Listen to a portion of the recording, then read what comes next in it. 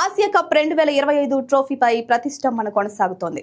Final ముగిసి 20 రోజులు దాటినా trophy medals champion భారత జట్టు చేతికి రాలేదు. ఇందుకు ప్రధాన కారణం ఆసియా క్రికెట్ కౌన్సిల్ అధ్యక్షుడు, Pakistan cricket board chairman Mohsin Naqvi. తాజాగా భారత క్రికెట్ మండలి నుంచి హెచ్చరిక ఈమెయిల్ వెళ్లినా నఖ్వీ తగ్గేదేలే అంటున్నాడు.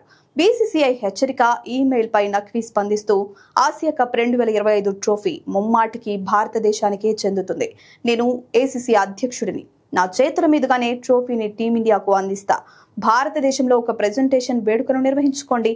సరిహద్దులు దాటి ట్రోఫీని పంపాలని మాత్రం ఆశించొద్దు.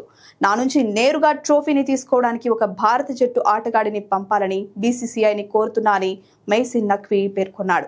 ఇలా మొత్తానికి ఆసియా కప్ 2025 ట్రోఫీని ఇస్తా అంటున్న నఖ్వీ టీమిండియా ప్లేయర్ ఒక్కరైనా వచ్చి తీసుకోవాలని కండిషన్ పెట్టాడు. మరి దీనిపై బీసీసీఐ ఎలా స్పందిస్తుందో చూడాలి. అయితే పహల్గామ్ ఉగ్రదాడి తరువాత భారత్, పాకిస్తాన్ దేశాల మధ్య ఉద్రిక్త పరిస్థితులు నెలకొన్న విషయమూ తెలిసిందే.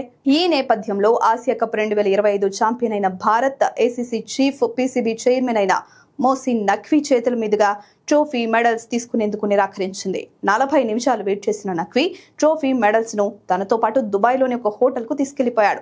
ఆపై ఏసీసీ కార్యాలయానికి ట్రోఫీని తీసుకువెళ్లిన అతడు కెప్టెన్ సూర్యకుమార్ యాదవ్ రావాలని కండిషన్ పెట్టాడు.